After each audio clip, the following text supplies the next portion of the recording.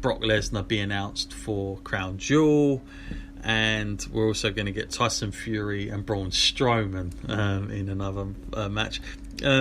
Again, I like the idea of this, but it's the usual chestnut for me.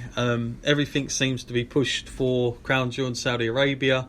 I feel like these matches on paper, they're WrestleMania-like type setups in a way. You'd only normally get one of these. They're getting two. I kind of feel like what is going to be left for WrestleMania in years to come, if they're pulling out so many of these outside stuff. And let's face it, the only reason Fury's in is because the pay from the Saudi prince is going to be so ridiculous, you can imagine.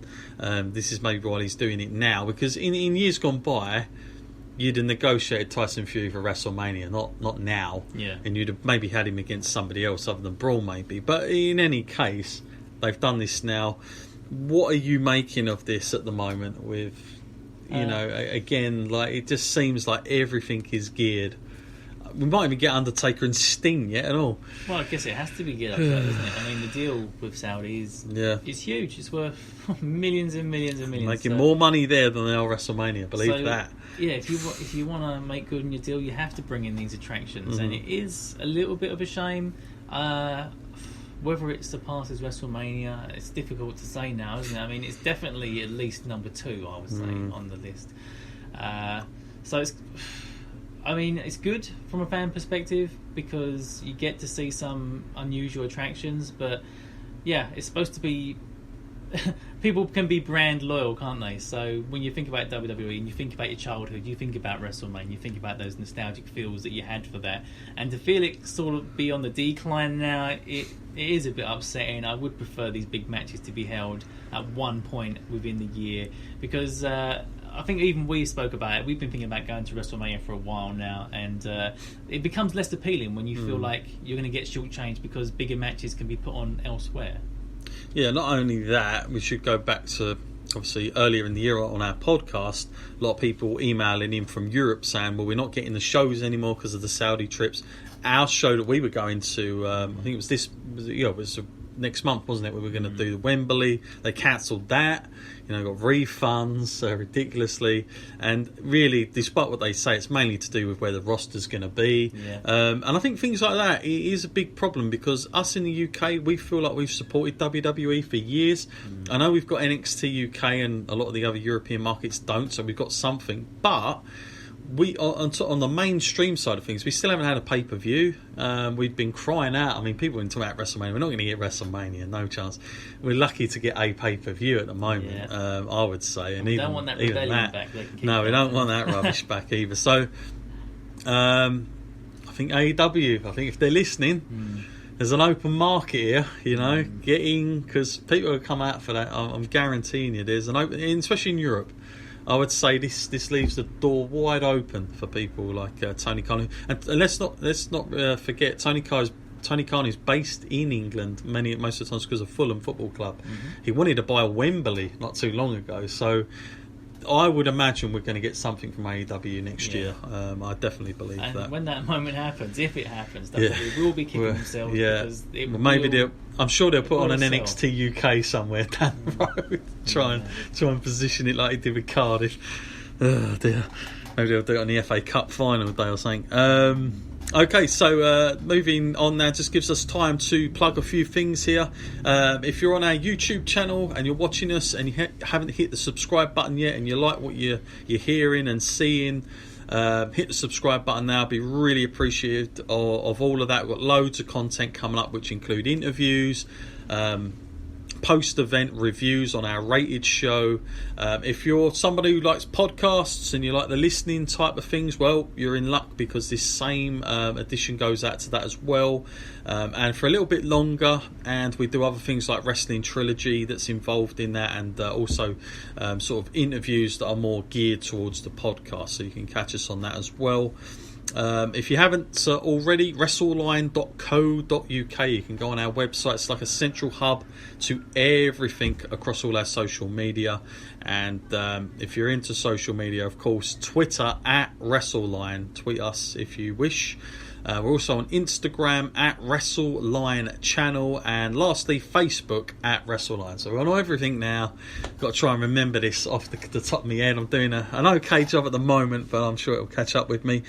Gives us time now, though, Matt, to move on to something a little bit more local to us. Found out that All Star Wrestling is back down in my home sort of state, like part of the town of Basildon. They're doing a show at the Towngate Theatre, which does include quite a few stars that have been in World of Sport. Nathan Cruz is going to be there. I remember interviewing Nathan Cruz before I even had a podcast. Shows how long ago that was. So it'd be cool to see him. But yeah, All Star Wrestling, Brian Dixon events. He's been going for like forever now. Have you been to some All-Star shows, All-Star Wrestling shows? And previous ones at Basildon. Family. It's an interesting venue, that one. Is it the one is it going to be on the stage as well? I believe so. I believe it's like one side and then everyone faces the stage. So it's an interesting way of seeing a wrestling show. But usually great family entertainment. So yeah, it's probably one to go check out. Yeah, and just some stuff on that if you want to check them out, because I'm going to be down there this week, so I'm going to try and get some interviews as well as some quite interesting characters. Also, legend in Essex, Johnny Storm is scheduled to be there. I haven't seen him in ages, so I'm hoping that I'm going to get an interview with him, because he's just never ending. I mean, from the FWA days, this guy's just been around and around. I'm surprised someone like him has never got some call up for somewhere, but probably Brookside can make it. Exactly, absolutely. So yeah, he's there as well. Anybody that's interested that's living local, just in Essex, really, it's the website you want is superslamwrestling.com, and that is going to have all your ticket information on there. Very, very good value as well. Some of the people you're going to see, just going to read out a few names. You've got the Henchmen, who are huge, two huge dudes. You're going to see it in our graphic now if you're watching on YouTube.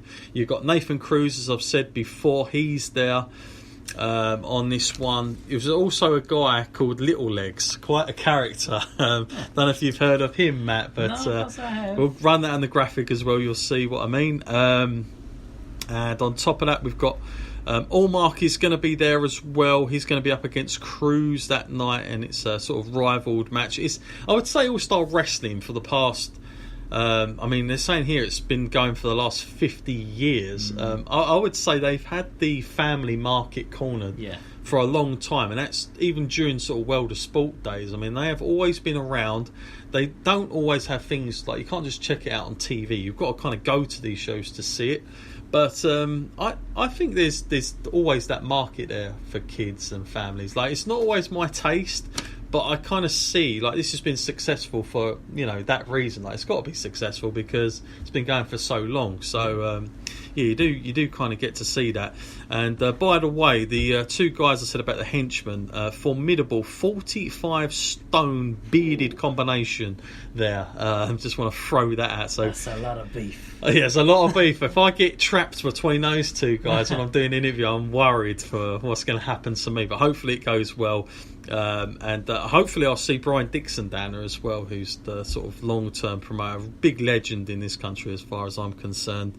And yes, Mark Little Legs Seeley, I believe, 3 foot 6 inch tall. Whoa. All of that, he will be there. Interested to see him as well. We'll try and get an interview with him. So really looking forward to it. Basildon, Essex this weekend, Towngate Theatre. Check it out. I'll be down there as well. That's from 3 p.m. Okay, moving on. CM Punk. Did we ever think he could be back in WWE? It turns out, apparently, I don't know, he's been having talks with Fox. It's gone quite far. How serious all this is, and if there is real, traction with all this, I don't know. Where does is CM Punk trying to wind them up and get to the final bit, and then he shows up on AEW just to throw that in? Who knows? What's happened here, Matt? Like, hell's frozen over here because I can't. I mean, it's got to be pretty serious. I don't think that Punk is that bitter anymore. I don't think he's going to do it just to throw it in their face. I feel like you've got to move forwards with your life, and I feel like he's in a good place doing that right now. So it'll be a good deal for him, I suppose. People wanted him to sign with WWE for ages now and come back and do something, and it just seems like now that the rumours are there that he's coming back and doing something within the capacity of WWE. It's just the buzz is not that great. I guess it's because people thought maybe it would be a surprise return, not announced, not like, oh, we've seen him doing this, seen him doing that.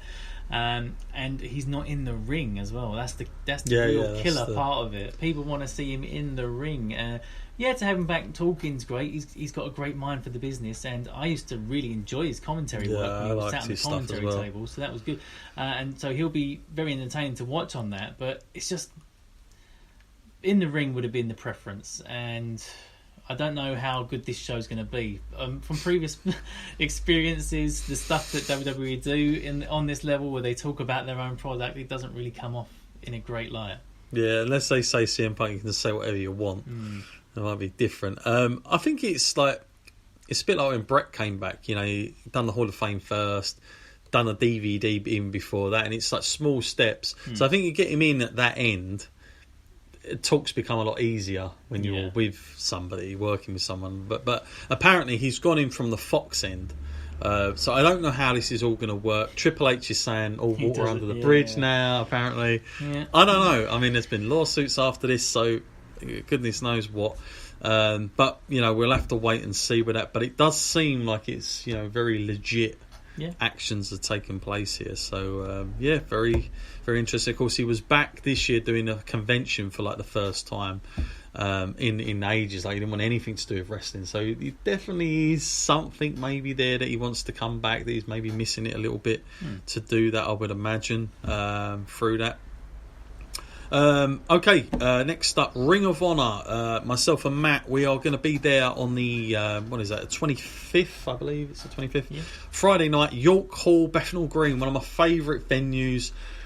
Basically, FWA used to come from there a long time ago. I used to go there a lot, and it's just I just like the venue. It's just like an old sort of.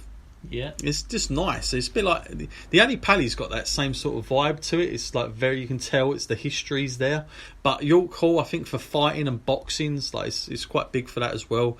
And I love the balcony part. Like if you sit on that balcony, you're actually really close because the ring's propped up. You're actually like closer than what you are actually sitting sometimes. And I just like the intimacy of it all. But Ring of Honor, myself and Matt, we've always liked the product. Few matches have been announced now, and also I'm really happy Lena Rostin is going to be on the show, and I've been talking about her for like ages on the podcast, even when it was the Wrestling Skull podcast, but she's going to be there, which of course is good, and it shows Ring of Honor are going into that women's market more and more. Session Moth Martinez signed with them, of course, very recently.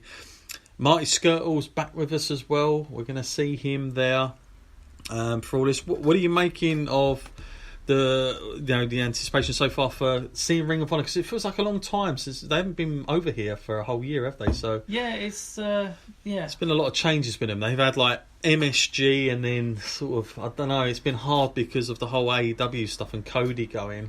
They're going through where they are with this a transitional period, so it's good as a fan to support them going through this because it is such a great product and it will improve. I mean, I'm not saying it's bad now. I'm just saying that they've got to focus on new talents, and the talents that they are focusing on, they are great. So I feel like I'm going to thoroughly enjoy this. Especially you said about the balcony being close. You can't get much closer than being front row, which is where we will be. We're super excited for that, and not only that.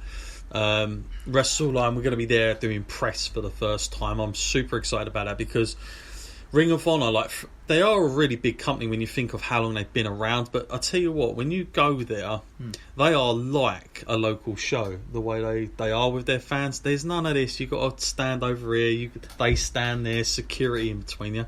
No, the guys just come and talk to you. Just talk normally to you wherever you are. There's none of this. You can't talk to him now. You can just go up, get an autograph, and it's done.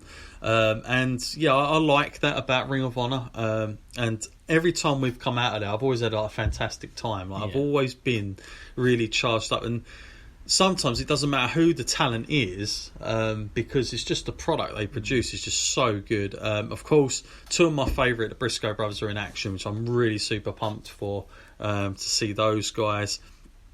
Cyrus, I know we're trying to like nab an interview. He's our like, kind if we of get guy, asked, that guy, the old school vibe. yeah, if we get asked, his name's coming up. I think number one for us. I mean, obviously we'll talk to anybody because we love all the wrestlers, but like I think as personal favourite to us, we love